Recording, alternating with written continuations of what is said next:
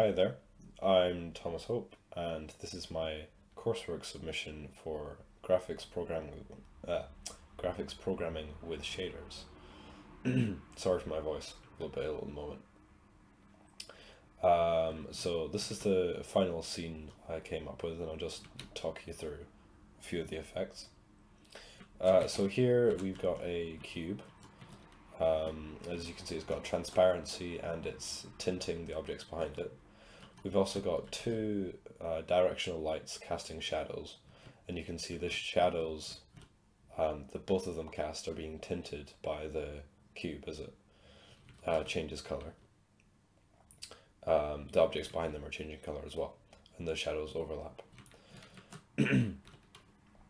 I can hold a button down on the numpad and increase the tessellation on the cube, and it turns into this weird blobby sphere thing, and you can see it's refracting the model behind it appropriately. This is a model I just loaded in from Doom, just for testing purposes. So I've also got depth of field in this, so it's kind of subtle, but if I point at the model here, you should be able to see the floor behind it is blurry, and as I rotate to look at the floor, the model becomes blurry. So you see the model's blurry, when I look at it, it becomes clear and the floor is blurry. In addition to that, we've got some normal maps on this floor plane. You can see as the light rotates around, these rivets the highlight is moving around them. And I've also got a bonus scene here, and this is just because I had some other effects that I wanted to show, but they didn't quite fit in the main scene. So here you can see 4 different colored point lights, and they've all got attenuation on them. The attenuation is different for each light. They've all got specular highlights, which are different for each light again. And each light has a fixed range. So you can see this one's got a very small range, whereas the other ones have a much larger range. And as far as I can remember, that's about it as far as effects. Oh, actually there is fog, so I think this is the last one. As I move away, things get foggy and dark. Yeah, sort of fade out, go to a kind of greenish color. I did have a few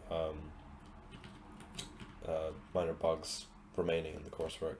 You can see as the light comes, there's one light in a fixed position, casting the shadow here, and there's one light which is rotating around, but it's always pointing at the model.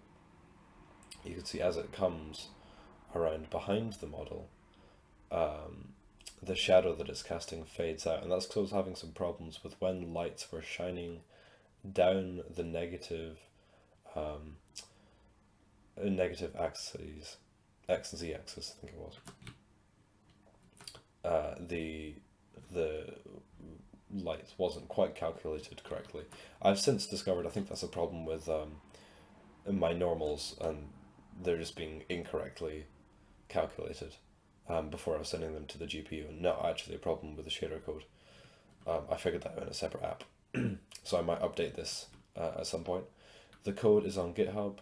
You're welcome to download it, fork it, mess around with it, do whatever you want.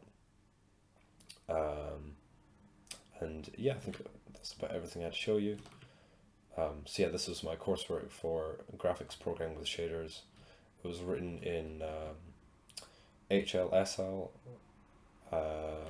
used DirectX.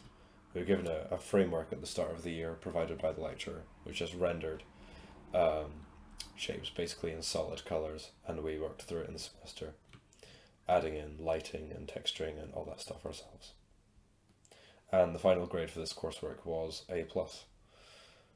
Thanks for watching.